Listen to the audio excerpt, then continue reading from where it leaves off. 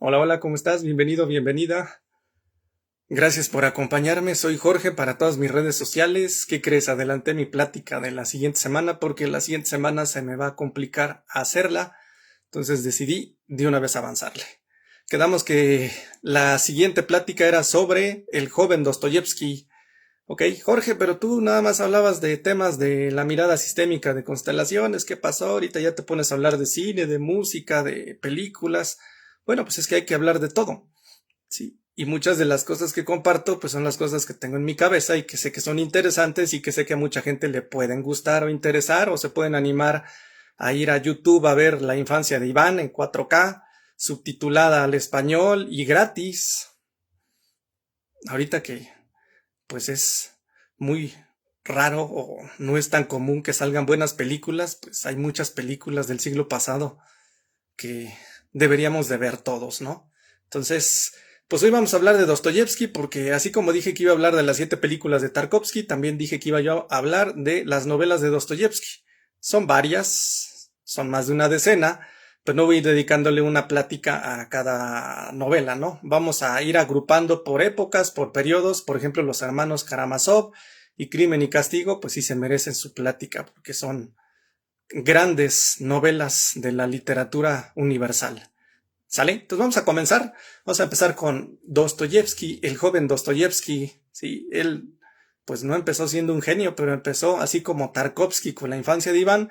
Fyodor Dostoyevsky empezó haciendo novelas interesantes, ¿ok? Y que definieron mucho lo que iba a ser más adelante.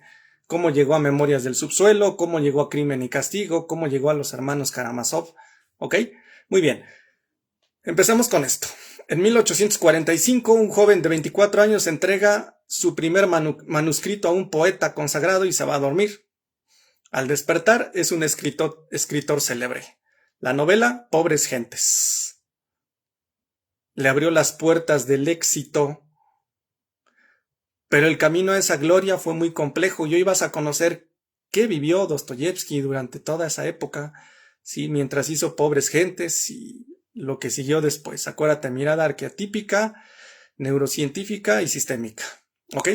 Dostoyevsky, como ya les había dicho en otros videos, pues era hijo de un militar que murió cuando él tenía 17 años, un evento que lo marcó y que quizás le provocó su primera crisis epiléptica. ¿Sí?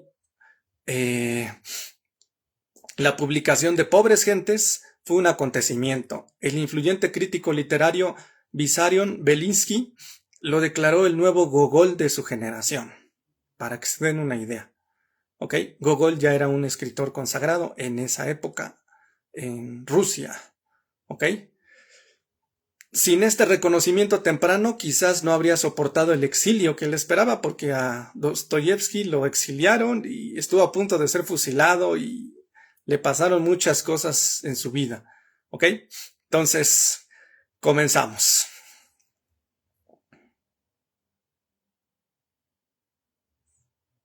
Llegó Noches Blancas en 1848. Es el cuento de un soñador solitario en las calles de San Petersburgo. ¿Ok? ¿De qué trata eh, la, el cuento de Noches Blancas? ¿De qué trata esta obra?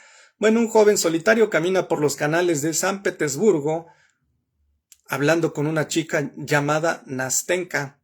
Durante un breve lapso, fantasea con construir una vida de amor e intimidad. Al final ella regresa a su antiguo amor y el soñador vuelve a su mundo de ensueño. Triste, ¿verdad? Desde el punto de vista de la neurociencia, la mente del protagonista ha creado un mundo interior tan vívido que se convierte en su refugio. Su cerebro, como el de un adicto a la fantasía, se aferra a la dopamina, que produce la idea del amor para no sentir el vacío de la realidad. ¿Cuántas personas se sienten así en este momento? Y se han sentido así de generaciones atrás. Pasó años creando su propio sol interior. 4 días de esperanza bastaron para arrancarlo de su refugio, y cuando Nastenka se fue, no recuperó su soledad anterior, se volvió más aguda y más punzante. Desde el punto de vista arquetípico, el soñador de Noches Blancas es el arquetipo del artista joven. y lo podemos asociar con el loco. El loco siempre aparece en las pláticas. Este arcano es de cajón. Velo bien, mira. Ahí está loco. ¿Ok? El caminante solitario que inicia el viaje, sin red, con la mirada puesta en el cielo y los pies sobre el peligroso adoquín de la realidad. ¿Ok? El protagonista, pues, se conecta con el loco, el arcano del loco. ¿Sí? Desde la mirada sistémica, el soñador no ha podido tomar algo esencial de su vínculo primario. Su soledad es una forma de protegerse del dolor de los vínculos reales, que siempre conllevan pérdida. El guión familiar que heredó quizás dictaba que el amor era algo que se perdía o que no llegaba. Por eso prefiere la fantasía que inventa antes de enfrentarse a la herida del rechazo real. ¿Cuántas personas hay así en el mundo?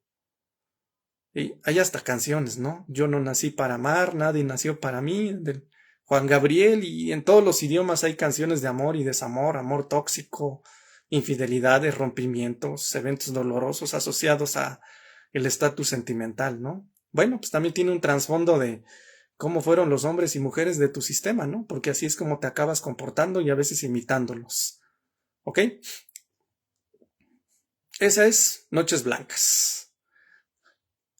¿Ok? Pobres Gentes es su debut. Cuenta la historia de amor por carta entre dos humildes habitantes de San Petersburgo. Hay muchas personas que quieren conocer San Petersburgo, la ciudad de los zares. Antes era el hogar de los zares, sí, en el siglo XVIII, XIX, ¿sí? Y personas que han leído a Dostoyevsky, sobre todo sus primeras novelas, tienen la intención de ir a conocer San Petersburgo, ¿sí? Precisamente por sus novelas. ¿Ok?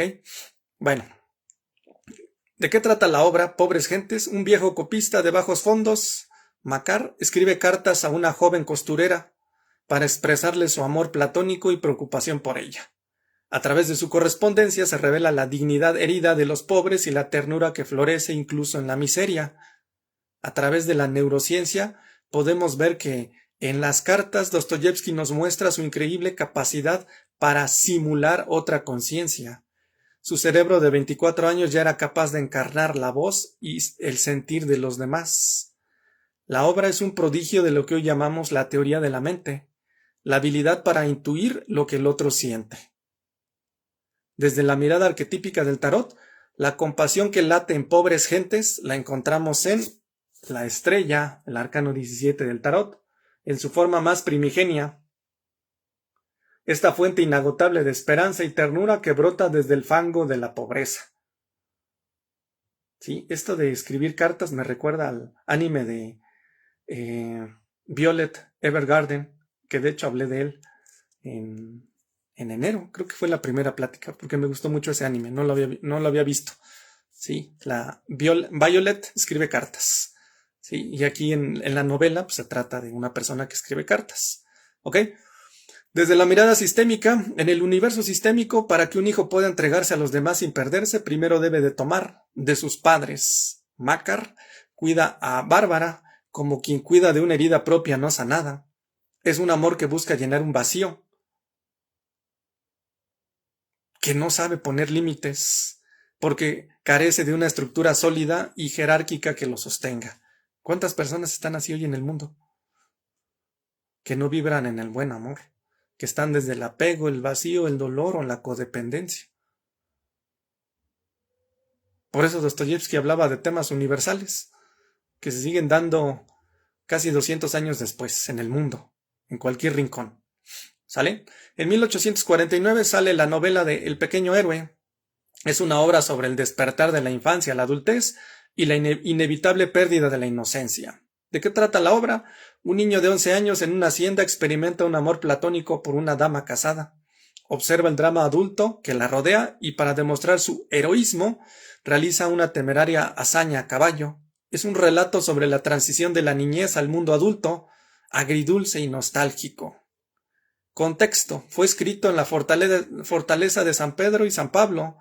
Dostoyevsky a los 27 años escribió esta obra de juventud mientras estaba encarcelado y en espera de una condena de muerte que nunca llegó. Paradójicamente es uno de sus textos más luminosos, tal vez era su forma de aferrarse a la pureza y a la vida también. Estaba condenado a muerte. Desde la mirada sistémica, Dostoyevski creó una obra estando encerrado en el subsuelo de una prisión. El pequeño héroe que arriesga su vida por su dama es Dostoyevski aferrándose a su humanidad en la oscuridad. La obra es un espejo de cómo un niño observa lo que hacen los adultos, intuye el peligro y el deseo, pero aún no comprende la profundidad de las heridas que están fraguando su carácter. ¿Qué hay desde el punto de vista de la neurociencia con el pequeño héroe? El pequeño héroe, escrito en la fortaleza esperando un fusilamiento, es un prodigio neurológico de Dostoyevski. A los 27 años, con su cerebro inundado de cortisol, la hormona del estrés extremo, con la amígdala en alerta máxima anticipando la muerte, escribió una obra luminosa, tierna y casi infantil. ¿Cómo se explica esto? Bueno, su cerebro se desconectó del horror del presente para refugiarse en un recuerdo propio, quizás de su propia infancia en el hospital de pobres de su padre. Es un mecanismo extremo de supervivencia, crear belleza cuando el entorno solo ofrece muerte, porque era lo que estaba viviendo. ¿Sí? El niño que protagoniza la historia no es un personaje cualquiera, es Dostoyevski niño. Al escribir sobre él, su cerebro activa los circuitos de la memoria episódica, la que guarda recuerdos concretos, y también la de la memoria emocional y positiva, la de la nostalgia. Eso le permite regular su sistema de estrés. ¿Ok? A pesar de todo, escribir le producía placer. Liberaba dopamina en medio de una celda. El acto de narrar era su única fuente de control sobre un mundo que se le escapaba. Por eso pudo terminarla. No fue un escape, fue su tabla de salvación. ¿Ok? El cerebro de Dostoyevski, condenado a muerte, eligió regresar a la infancia para no enloquecer. El pequeño héroe es la prueba de que crear belleza en medio del horror es el acto más rebelde y más humano. Desde la mirada arquetípica, aquí el personaje central es el niño, y el niño en el tarot, pues es el loco, otra vez el loco, ¿ok? Pero en su versión más pura y luminosa, la que aún no ha caído, ¿ok? El niño protagonista camina al borde del peligro, montar el caballo indómito, pero no por inconsciencia, sino por pureza. No sabe calcular riesgos porque aún no ha aprendido a tener miedo. Es el loco antes de que vuelva el mundo, de que el mundo lo vuelva loco. ¿Ok? También aparece la emperatriz, arcano 3, que es la dama casada de la que el niño se enamora.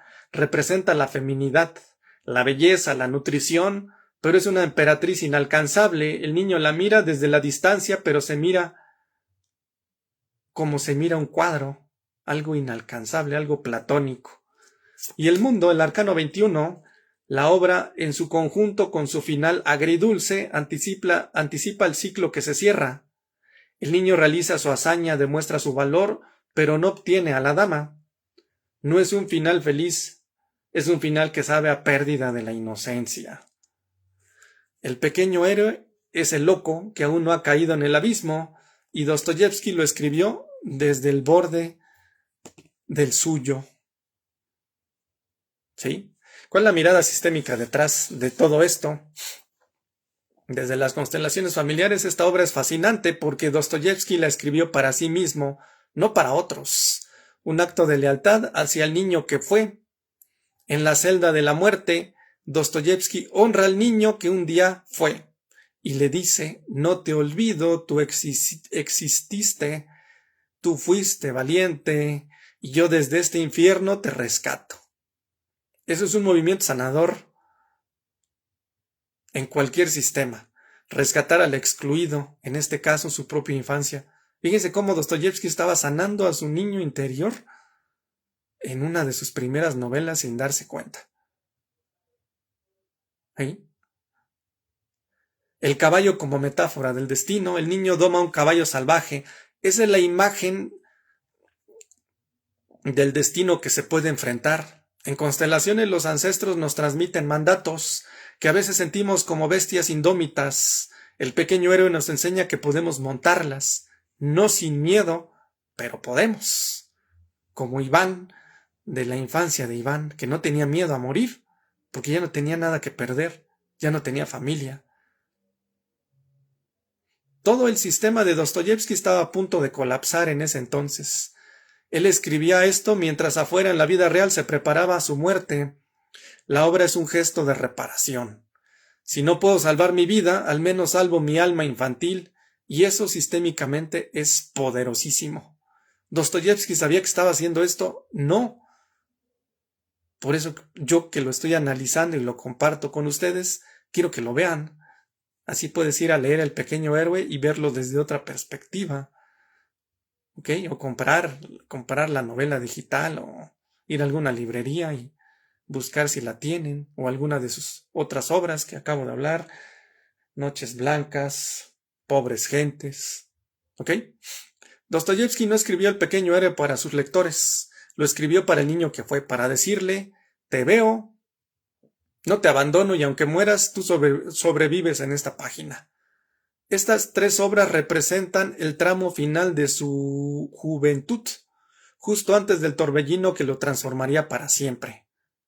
El 22 de diciembre de 1849, Dostoyevski, de 28 años, fue llevado ante un pelotón de fusilamiento.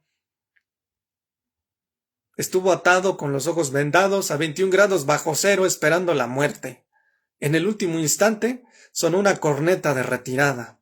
La condena a muerte era una farsa para quebrantar a los presos políticos como él. Fue conmutada por 10 años de exilio en Siberia. Fue entonces cuando empezó a forjarse al Dostoyevski de las grandes novelas.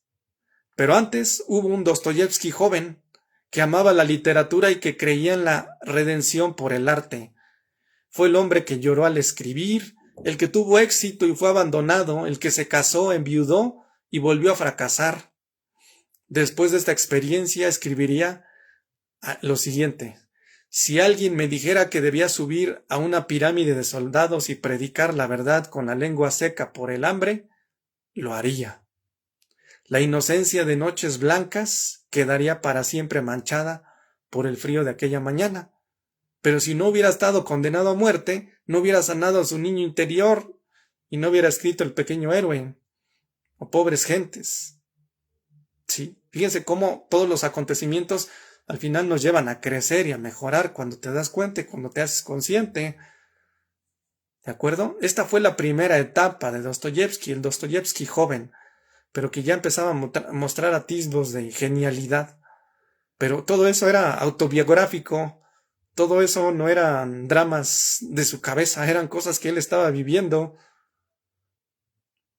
Y muchas personas que conocen a Dostoyevski pues nada más leen las obras, pero pues no saben cuál es el contexto que había detrás, que estaba íntimamente interconectado con su biografía, con su historia. Vamos a pasar al ejercicio, ¿sí? Con esto vamos a terminar. Vamos a honrar al joven soñador que llevamos dentro. En la plática pasada fue el niño Iván, los Ivanes e Ivanas. Parece que hoy seguimos también en esto de el joven, el niño, la juventud. Vamos a hacer un ejercicio breve pero profundo para cerrar esta primera charla. Se trata de honrar a ese joven que fuimos antes de que la vida nos golpeara. Siéntate cómodo, cierra los ojos y respira 3 veces. Dale like, opina, comparte. Dime qué te pareció la plática. Sin miedo, que no te dé vergüenza opinar de cualquier rincón del mundo que veas esta plática en el idioma castellano o subtitulada. Quiero que visualices tu noche blanca. O sea, recuerda una época de tu juventud entre tus 20 a 25 años de vida. Acuérdate que la juventud es en los 20. La infancia es hasta los 12, la adolescencia es hasta los 20, de los 20 a los 30 es la juventud, y la adultez de los 30 en adelante, que se divide en varias etapas hasta llegar a los 60 años, que es la vejez. ¿Ok? Entonces, recuerda tu juventud entre los 20 y 25 años. Quizá todavía no te casabas, todavía no tenías familia, todavía no tenías hijos, estabas estudiando, tenías sueños. ¿En qué soñabas? ¿Quién eras antes de acumular responsabilidades? Esa versión tuya que aún no había sido herida por la vida es una versión luminosa, llena de anhelos, de sueños. Algunos se cumplieron, algunos se frustraron, algunos nunca se lograron. Esa es tu noche blanca, recordar tu juventud y en lo que soñabas.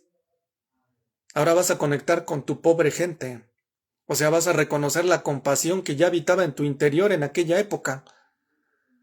Tal vez no supiste cómo canalizarla, o la regalaste a quien no la merecía. Esa ternura no estaba mal, solo necesitaba madurar con límites sanos. Finalmente te vas a conectar con tu pequeño héroe, así como lo hizo Dostoyevsky con su versión en miniatura. Quiero que sientas el coraje que tenías de niño para ser valiente o para proteger a alguien. Quiero que mires a esa versión tuya y le digas lo siguiente mirándola a los ojos. Gracias por tu valor. Ya no estás solo o sola. Yo te protejo ahora. Respira la frase, ¿cómo se sintió decirla? Ahora vas a poner tu mano derecha en tu pecho y vas a repetir. No importa cuánto he tenido que endurecerme para sobrevivir. Mi esencia sigue siendo la de un soñador. Recupero mi capacidad de asombro y la uso para construir, no para huir. Respira profundamente. ¿Cómo se sintió decir eso? Ahora vas a dar las gracias a esa versión joven tuya. Sin él, sin ella, no serías quien eres hoy. Despídete con una reverencia interna. Cuando estés listo o lista, abre los ojos. Con el pequeño héroe se cierra el ciclo de juventud de Fyodor Mikhailovich Dostoyevsky. Un año después, el pelotón de fusilamiento cambiaría su vida y su obra para siempre, pero antes de que el hombre del subsuelo habitara en él, hubo un joven que soñaba con noches blancas en San Petersburgo, que escribía cartas con ternura a los humillados y ofendidos, y que a los 27 años, encerrado en una prisión, escribió una historia luminosa para no olvidar que algún día había sido un niño. Ese es el Dostoyevsky que inaugura esta serie. En la próxima, saltaremos a la vorágine creativa de sus años de madurez, donde el sufrimiento real se convirtió en arte inmortal. ¿De acuerdo? Con esto finalizamos la plática. No fue tan larga, pero pues seguimos avanzando. ¿Sí? Nos vemos en 15 días para presentar mi nuevo libro a todo el mundo. Gracias por acompañarme y también seguiremos hablando en el mes de julio de las películas de Tarkovsky, de las siguientes novelas en su época madura de Dostoyevsky y también de algunos otros temas desde la mirada sistémica. Soy Jorge para todas mis redes sociales. Opina, comparte, dale like. ¿Te gustó? ¿No te gustó? ¿Quieres que siga haciendo pláticas? ¿Me retiro? ¿Qué hago? Tú dime. ¿Quieres proponer algún tema nuevo, diferente, que te interesaría que se conociera desde las 3 miradas que manejo? Adelante, soy todo oídos. Gracias por tu tiempo y tu atención. Namaste.